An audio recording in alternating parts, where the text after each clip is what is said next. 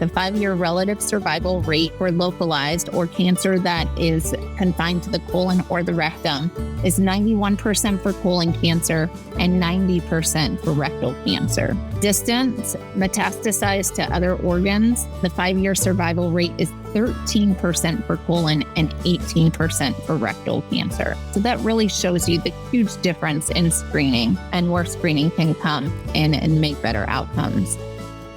You're listening to the ONS podcast, where ONS Voices Talk Cancer, a resource from the Oncology Nursing Society. Through conversations with subject matter experts, we examine the important issues in oncology nursing, from new treatments to patient-centered research to advancements in clinical practice. Join us as we hear from nurses in all facets of oncology care, from bench to bedside and everywhere in between. Hello and welcome to the ONS podcast. I'm your host, Jaime Weimer, Manager of Oncology Nursing Practice at ONS. And today we're talking with Kris Mathey, GI Medical Oncology Nurse Practitioner at the James Cancer Hospital of the Ohio State University Wexner Medical Center, about colorectal cancer screening. As a reminder, you can earn free NCPD contact hours after listening to this episode and then completing the evaluation we've linked in the episode notes.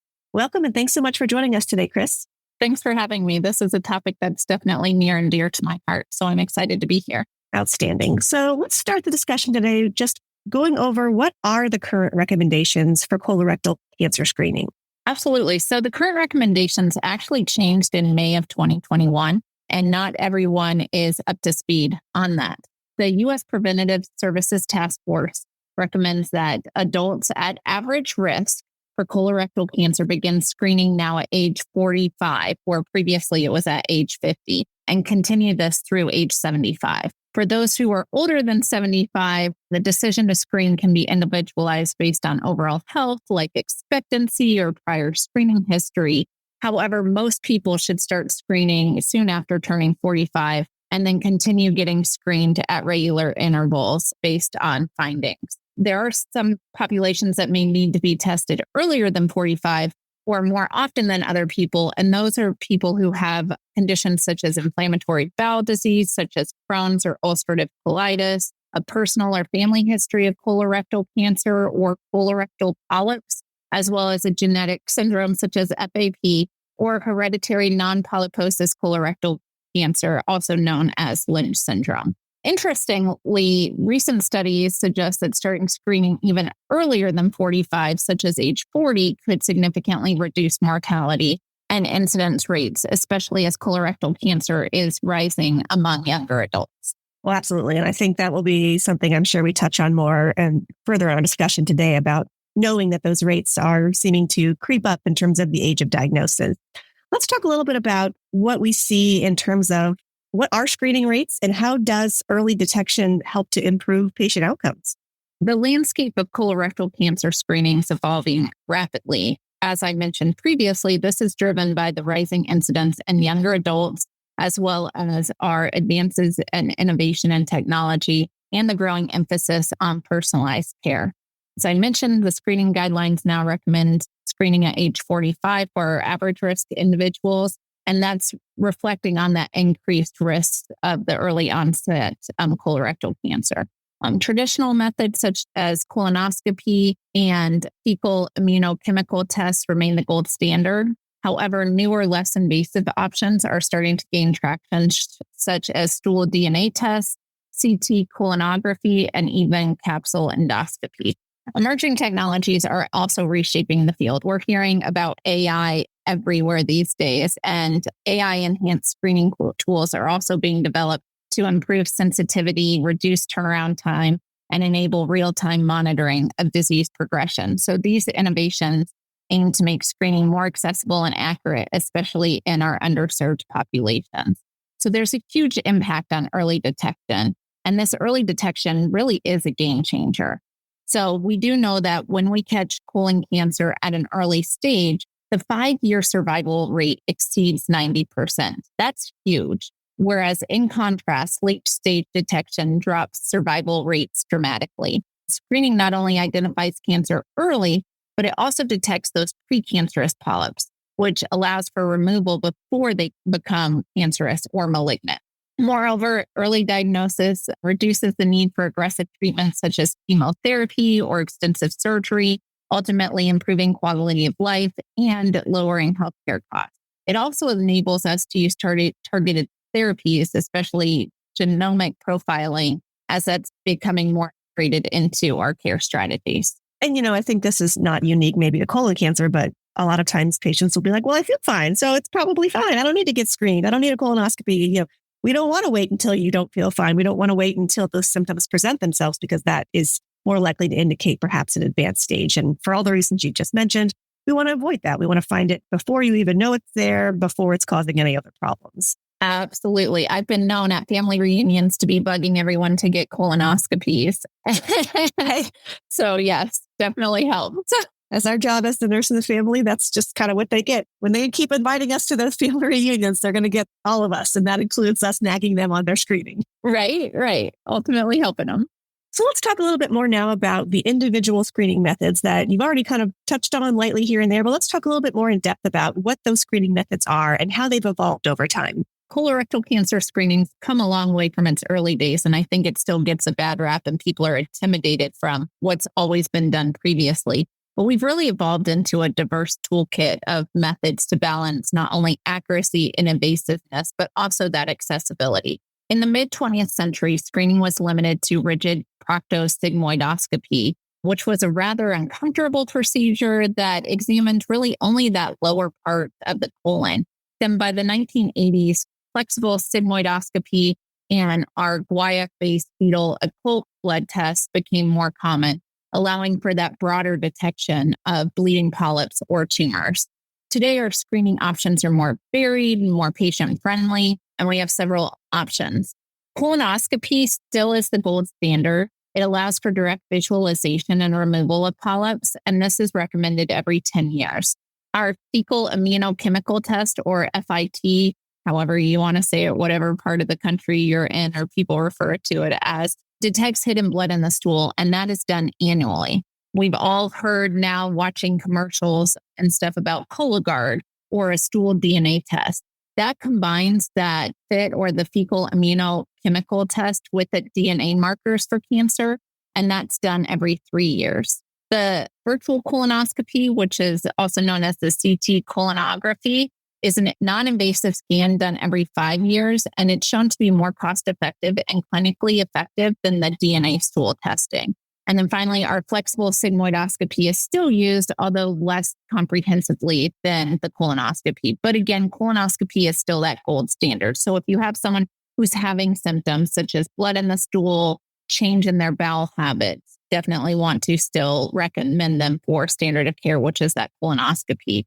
Coming down the pipeline and emerging innovations are all around us. We have researchers that are exploring smartphone-based diagnostics as well as AI assisting on that image analysis. And that allows screening to become more accessible and efficient. Our genetic screening is also gaining traction. And this is especially important for those with a family history or have hereditary syndromes. This evolution really has a real impact. With our colorectal cancer incidence and mortality has declined significantly in countries with these robust screening programs. And this early detection means earlier treatment, better outcomes, and often a complete prevention with that polyp removal. It is really incredible how these screening methods and what's available has changed. You mentioned hearing the commercials. I got to admit that Cologuard jingle is pretty catchy. Maybe we need a jingle for just colonoscopy. It's probably going to maybe not sound as catchy. But you're right. I mean, I think it's that awareness, right? It's sharing that awareness.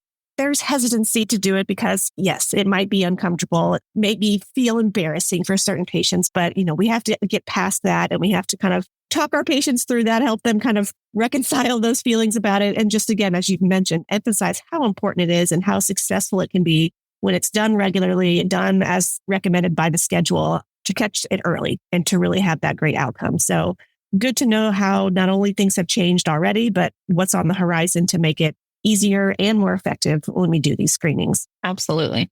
I've heard you mention a couple of times for average risk versus high risk patients. And so let's talk a little bit more about that. What are some of the limitations for certain screening methods? And are there certain patient populations that maybe screening is less conclusive, where they would need a different approach to screening?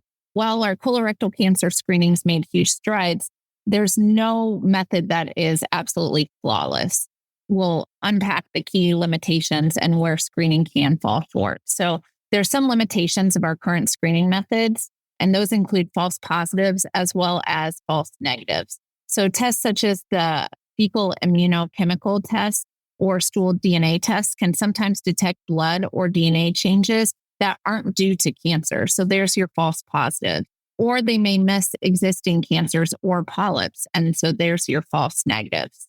We also have current limitations with an overdiagnosis. Some detected polyps or cancers may actually never progress or cause harm. However, their discovery can lead to unnecessary anxiety and treatment. There's still probably some bias in me as a GI, a medical oncology nurse practitioner, that I said, hey, just still get them out. But anxiety on the patient can be huge. There's also the limitation of an invasiveness and risk. So colonoscopy, while it's highly effective, it does carry small risks such as bleeding or bowel perforations. And it also requires that bowel prep, which everyone dreads and is actually probably the worst part of that entire screen. But it requires that bowel prep and sedation, which can ultimately deter participation. And then finally, one of the limitations is access and adherence. So not all patients have equal access to screening tools and adherence to follow up after a positive result. This is more common in our stool-based tests. So yes, you can mail something in the mail from something you see on TV, but exactly what are you going to do with that? Or how are we going to direct patients to follow up on that? There's also, for populations where screening is less conclusive, so our younger adults, which we rate as under the age of 45, as colorectal cancer rates raise in these younger populations, the traditional screening guidelines may miss early cases. So many of those under 45 aren't routinely screened unless they have risk factors. One of my biggest pet peeves is blowing off females because you carry a low hemoglobin or have anemia based on essentially what they'll say is just being female. However, that's not always true, and we can't always just blow that off. So that may be missed. There's also patients with complex health needs. Those with multiple chronic conditions or limited mobility may be less likely to complete screening, and those results may be harder to interpret. I mentioned a little bit earlier about our underserved or minority populations. So those barriers such as limited health literacy, lack of insurance, and cultural stigma can reduce screening uptake and ultimately follow through, as well as blood-based screening. So while that's promising, these new tests currently have lower sensitivity for detecting precancerous lesions, and ultimately that leads to making them less reliable for early intervention. Now, the good news is researchers are actively working on improving test accuracy, accessibility, and personalization. There's still a lot on the horizon. There's been a lot in the past 10 years, and we're just keep that train moving. Now, you've kind of touched on this a little bit, but let's talk briefly in more detail about disparities that exist to access to colorectal cancer screening. Who is most affected by these gaps in access? There are disparities in colorectal cancer screening, and they're a major public health concern. They tend to mirror broader inequalities in healthcare access, socioeconomic status, as well as a systemic bias. So we have our racial and ethnic minorities affected. So our Black, Hispanic, Latino, American Indian, and Alaska Native populations often have lower screening rates and are more likely to be diagnosed at later stages. For example, a large study found that early colorectal cancer disproportionately affects Black and Hispanic individuals who are also more likely to present with later advanced stage disease. Also, patients with limited English proficiency, Hispanic adults with LEP or limited English proficiency are significantly less likely to be up to date with screening, even when they have chronic conditions that increase their risk.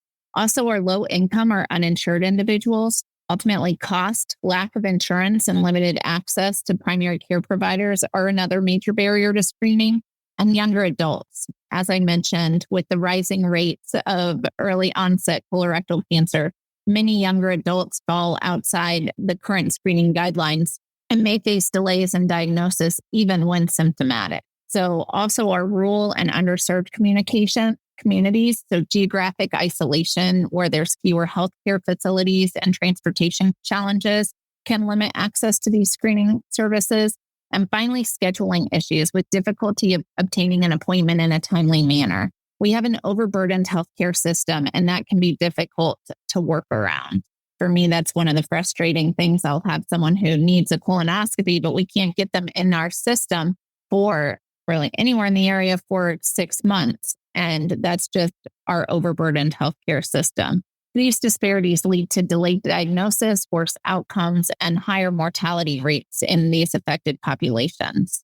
Efforts to close these gaps include culturally tailored outreach, mobile screening units, which you're seeing those more and more on the rise, and policy changes to expand insurance coverage and reduce out-of-pocket costs. However, we still have a long way to go. I think you brought up a lot of important points for us as nurses to consider when we're working with our patients, all of these things. One thing that just a simple thing that I don't know that I would have always considered is that for colonoscopy, it's not just being able to secure the appointment that fits with that, patient's life and job and just all the realities that they're living with. But then you think of, well, they also need time for the prep. Who wants to go to work and be drinking their prep? That's another limitation. So, just getting the time off work is something that is fairly simple, but can be a huge challenge for patients to overcome. And so in addition to all the other things that you mentioned, those are some of the practical considerations that we need to keep in mind while we are still trying to encourage our patients to complete their screenings on schedule. So you referred to this a little bit, but insurance coverage, never a simple thing. How do you see insurance coverage, including Medicaid or other public programs? Does this influence the access to screening? Insurance coverage gives me heart palpitations. Not my jam. It does play a pivotal role in determining who gets screened for colorectal cancer and ultimately who doesn't. So under the Affordable Care Act, most private insurers and Medicare are required to cover colorectal cancer screening tests recommended by the U.S. Preventative Services Task Force with no out-of-pocket costs for patients. So that's huge. This includes colonoscopy, our FIT testing, and stool DNA tests for adults aged 45 to 75 at average risk. Medicaid, however, is more variable. This coverage depends on the state and the specific Medicaid plan. Some states only cover certain tests like fecal occult blood testing, while others offer more of a broader coverage if the provider deems the test medically necessary. Managed care plans within Medicaid can also differ in what they cover and how they define screening versus diagnostic procedures. So there's still these gaps that exist. Some of that is cost confusion. So even when a colonoscopy is covered as a screening, if a polyp's removed during the procedure, some insurers may reclassify it as diagnostic, and that can lead to unexpected charges. Federal guidance has tried to clarify this for private plans. We also know that there's a lower screening rates among Medicaid enrollees. And despite coverage, adults on Medicaid are screened at lower rates than those with private insurance. And this is often due to systemic barriers such as fewer provider options, transportation issues, and an ultimate lack of awareness. Ultimately, insurance coverage, especially when it's comprehensive and clearly communicated, can dramatically increase screening rates and reduce disparities. But the inconsistent policies, the administrative hurdles that not only patients have to jump through, but providers have to jump through, and socioeconomic factors may leave people behind. Yeah, that sort of conversion from screening to diagnostic mid-procedure, that makes my blood boil. Just like, it's the whole point. We're doing it. And so, it's the exact same procedure, but they want to call it something slightly different because it found what it was looking for. Just crazy. Make it make sense. Right. Well, thank you. I mean, again, as you said, nobody has a good reaction when you say things like insurance and approval and Medicaid. Those are all, I think, very triggering words these days. But as you said, it can be a huge help when it works the way it's supposed to. But we have to be aware of the challenges that it can present so that we can be poised to help our patients navigate those. So thanks for covering those. So you've already mentioned a few challenges that certain individuals, especially in underserved communities, can face when it comes to getting their colorectal cancer screening. But what are some recommendations you have for how these can be overcome? Individuals in underserved communities face a web of challenges when it comes to colorectal cancers, and many of these are deeply rooted in systemic inequalities. The key challenges we have are limited access to care, With fewer healthcare facilities, long travel distance, a lack of transportation can make it ultimately difficult to get screened. And this is especially in rural areas. I live in Columbus, Ohio, big city, but it's not that far from rural Appalachia areas. So we see our patients have limited access to care, and how can we meet them where they are? Another challenge is financial constraints. So even when screening is technically covered, these indirect costs, such as time off work, which you already mentioned, Jamie, childcare or transportation can be prohibited. Also, health literacy and language barriers, as I mentioned a little bit before, but the patients may not understand the importance of screening or how to navigate the healthcare system. I'm a healthcare provider, and managing our healthcare system can even be confusing for me. So I don't even understand how our lay patients can get through it sometimes. But this is even more difficult if materials aren't available in a patient's preferred language. Then also there's a cultural stigma and mistrust. So some communities may still associate cancer with fatalism or shame, and they have historical reasons to distrust the medical institutions. And we're working to overcome that as well as the stigma. We also have our fragmented care coordination. So without strong primary care relationships, patients may fall through the cracks. This is especially after an abnormal test result that requires follow-up. So that's really having our good primary care providers helping with that follow-up. So while that sounds really dismal, we do know that there are strategies that work, however. And one of those are patient navigation programs. So this is where we have trained navigators to help patients schedule appointments, understand procedures, and ultimately overcome some of these logistical hurdles. These have actually been shown to significantly boost screening rates. Also, those mailed stool-based test kits. So sending in those kits directly to a patient's home, especially with a personalized letter from a provider to add that extra little touch, has proven effective in increasing participation. There's also multi-component interventions, such as combining education, reminders, provider prompts, and community outreach, creates a more supportive environment for screening uptake. And I think that's one thing that oncology nurses can really help with, is that community outreach.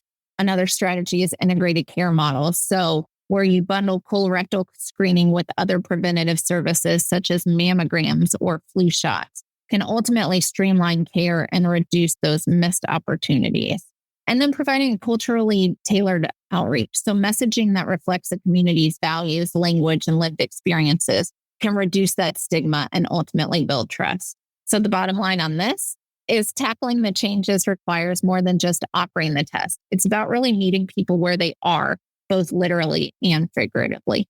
And Kris, I really appreciate you bringing up navigation and how that can really positively augment not only rates of screening, but more importantly, almost is the follow-up. I think it's fairly well known that we know navigation sort of started in the breast cancer screening realm and how it really positively impacts that for certain populations. It's so important to consider how nurse navigators can influence. I think navigation for us a lot of times starts once the patient already has cancer. And that's, I think, where I'm more familiar thinking about nurse navigators, but putting navigators in that sort of primary care space to do exactly as you mentioned, meeting them where they are, giving that personalized encouragement and recommendation. And then most importantly, making sure that when those results come back and they do need additional follow-up, those patients aren't lost and so they don't fall through the cracks. And so a huge and important role for nursing to fit in that space and really help drive positive change. So you mentioned early on certain disorders, genetic predispositions that can put a patient at greater risk for cancer. So talk a little bit more about those factors and how early detection can influence the prognosis and survival for patients that are at this greater risk. So there's several patient-specific factors that can increase the risk of developing colorectal cancer. For those, even more early detection can be life-saving. So we do know that our high-risk patient factors are those with a genetic predisposition. So inherited syndromes such as Lynch or FAP can dramatically raise a colorectal cancer risk. Lynch syndrome, for example, can increase lifetime risk to over 70%. So that's huge. A family history. So having a first-degree relative with colorectal cancer or advanced adenomas, especially diagnosed before age 60, increases risk and often warrants earlier and more frequent screening. So where this is important is if you have a patient that is diagnosed with colorectal cancer under the age of 60, you're going to want to talk to them about genetics and how also they need to talk to their family members about screening as well. Inflammatory bowel disease, or IBD, longstanding ulcerative colitis or Crohn's disease involving the colon can increase the cancer risk due to this chronic inflammation. And so just to bring it all home, what are some of the key survival rates for patients if they are diagnosed with colorectal cancer? And then how do these rates improve through what we've talked about today, early detection through screening? As I've said, super passionate about colorectal screening because we know if we catch it early, our survival rates can be much more improved. Our survival rates for colorectal cancer varies dramatically, really depending on the stage at diagnosis. And that's where this early detection through screening really makes a life-saving difference. So according to the American Cancer Society, the 5-year relative survival rates for localized or cancer that is confined to the colon or the rectum is 91% for colon cancer and 90% for rectal cancer. That's pretty good for that localized. Regional, and this means the cancer that's spread to nearby lymph nodes or tissues, is 73% for colon cancer and 74% for rectal. Distant, metastasized to other organs, the 5-year survival rate is 13% for colon and 18% for rectal cancer. So that's huge. We go from 5-year survival rate in the 90s for localized to in the teens for distant. So that really shows you the huge difference in screening and where screening can come in and make better outcomes. So these numbers underscore how crucial it is to really catch colorectal cancer early. When it's detected at that localized stage, often through routine screening, the chances of surviving 5 years or more are excellent. But once that cancer spreads, that survival drops sharply and significantly.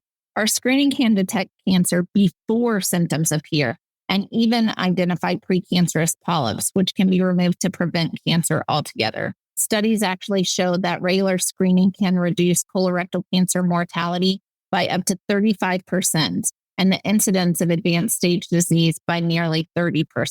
Just another reason why screening really does matter. Absolutely. So those are very dramatic, very powerful statistics. And while for those listening that care exclusively or predominantly for patients who already have been diagnosed with colorectal cancer, you might think, well, what good does this help me and my patients? But beyond that, it helps their families. It helps every patient with a cancer that's not colon cancer because they will still need to be screened on schedule for that. And as you said earlier on, it arms you as the nurse and the family with the information you need to take to your next family reunion to encourage all of your family or all of your friends that you encounter to stay up on their screenings. Because I think we as oncology nurses, we care as much about prevention as we do for caring for patients who have already been diagnosed. So this has been a great episode, Kris. I really appreciate you bringing all of your expertise and your passion to our discussion today. And as we reach the end of our discussion, we'd just like to run through a quick series of questions to help summarize some of the things that we've talked about. So to start that off, how do you think healthcare professionals should evaluate their own hidden or their implicit bias when it comes to colorectal cancer screening? Evaluating our implicit bias, especially in something as critical as colorectal cancer, requires both introspection and structural support. One way of doing this is by auditing your practice patterns. So really looking at reviewing your own screening recommendations and follow-up rates across different patient demographics. So are there certain groups that are less likely to offer colonoscopy? I think some of us may have an implicit bias. You see a patient, you're like, there's no way they're going to agree to that. So I'm just not going to offer it. Where we don't offer it, they don't have that opportunity to decline that.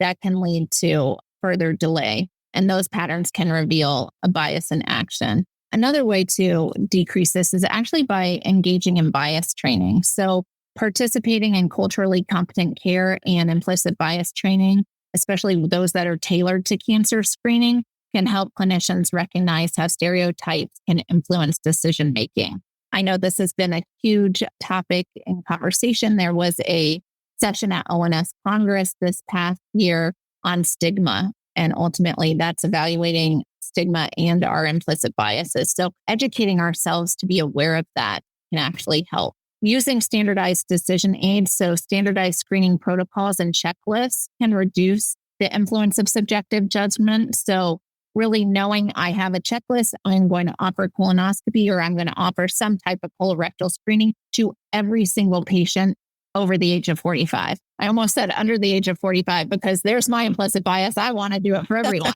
but over the age of 45. Also soliciting feedback. So talking to our patients, seeing what works for them, getting those patient satisfaction surveys and peer reviews can really offer insight into how patients perceive care. And find any of those discrepancies in trust or communication can point to an underlying bias or how we can improve the care that we're giving. And finally, partnering with the community, working with our community health workers or patient navigators from diverse backgrounds can bridge cultural gaps and help clinicians better understand the lived experiences of underserved populations. Some of those screening mobile vans that we have can help with that, and also meeting the communities where they are.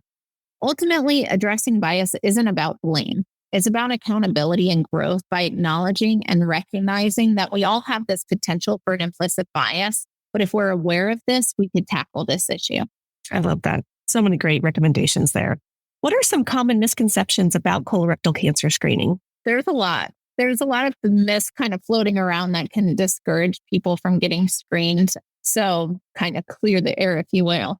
One of it is, I don't have symptoms, so I don't need screening. Colorectal cancer in its early stage is often silent.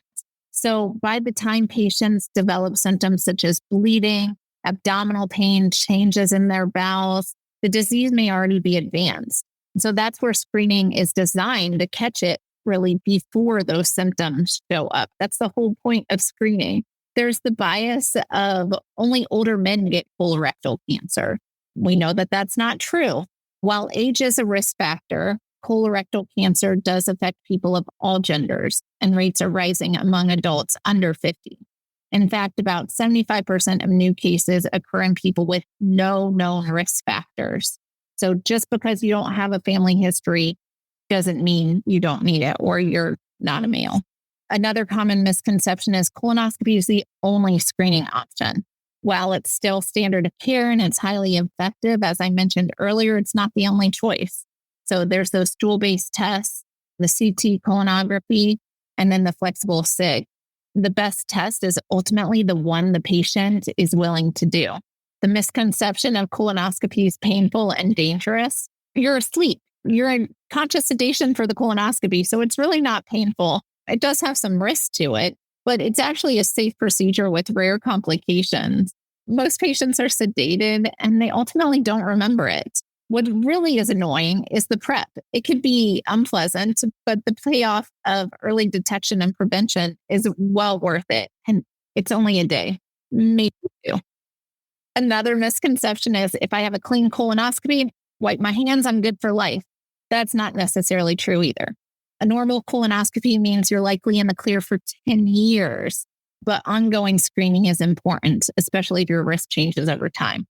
And that's where if you look at a colonoscopy report, the provider will actually say, recommend, based on their findings, recommend repeat screening in 7 to 10 years. So another one is screening can't prevent cancer. Actually, it can. So screening can detect and remove our precancerous polyps. So those polyps that may turn into cancer. And then ultimately, that's where it's prevention and action. So that screening can prevent that cancer from developing. You covered them all. And I think those are all ones that we as nurses need to be equipped to kind of debunk when people bring those things up. So thank you so much for giving us all those great, like you said, clearing the air, but also giving us the response that we need to share that with our friends and family. What's something about this topic that's not often discussed, but you wish people knew more about? One overlooked truth, and I think I've mentioned this multiple times already, is colorectal cancers increasing in our younger generations, even in our children and teens. And we're really only beginning to understand why. I know my mom's asked me multiple times, do you think it's the food? Do you think it's our water? We don't ultimately know. It would make it so much easier if we did. But while those absolute numbers are still low, the trend's alarming. And many of these younger patients have no family history, no known risk factors, and they're often diagnosed at later stages because their symptoms are dismissed or misattributed. Like I mentioned, don't want to throw them under the bus, but PCPs are often who our younger females see. And my PCP loves me. I'm anemic, and I said, I want the full workup. He thought I was crazy, but I'm a GI med-onc nurse practitioner. I know there's a risk, even if I'm totally fine. So I'm going to go under and do the full workup just because we do know that there is a risk there. Also with it in younger people shifts that challenge of that long-held belief that colorectal cancer is a disease of the aging. It also raises that tough question, should we really rethink of how we educate our primary care providers? Should screening start even earlier for some populations? And how do we support our young patients navigating a diagnosis that's emotionally and socially isolating? So when we think colorectal, we think stool and stuff. That has a stigma for patients as it is. And especially if you're in the younger population, you don't really want to talk to your friends about how you're doing this bowel prep. I have teenagers. That's not really their most hot topic there. Right. But it is important for us to have them be aware about and aware that there is that risk. But I think it goes beyond just educating our primary care providers. The screening has changed several years ago. Like I mentioned at the start, was 2021, but our knowledge of those screening recommendations hasn't necessarily caught up. So people still think the recommendations are age 50 and above. So really pushing for those 45, but really if someone's having symptoms younger, and not to blow that off, because we do know that cancer doesn't always follow the rules, and our systems need to be nimble enough to catch what's changing beneath the surface. What additional training or education do you think oncology nurses need to stay current on this topic? Well, listening to this podcast as it is great that people are trying to educate themselves on this, but oncology nurses benefit from a mix of continuing education, clinical updates, and also hands-on tools tailored to the evolving guidelines and patients' needs. So we have our continuing education and certification. I love ONS, and organizations such as ONS actually have CE courses focused on colorectal cancer screening, treatment advances, and survivorship care. ONS has a full colorectal cancer learning library. This includes articles and podcasts and biomarker databases to help our oncology nurses stay informed on emerging therapies, symptom management, and patient education. I was honored to help with that learning library several years ago. Also, there's specialized programs such as the NCCN nursing program that provides updates on clinical guidelines, diagnostic strategies, and supportive care interventions for colorectal cancer. Furthermore, with precision medicine on the rise, understanding our molecular biomarkers and genetic risk factors is becoming essential. And not only for colorectal cancer, but for many cancers.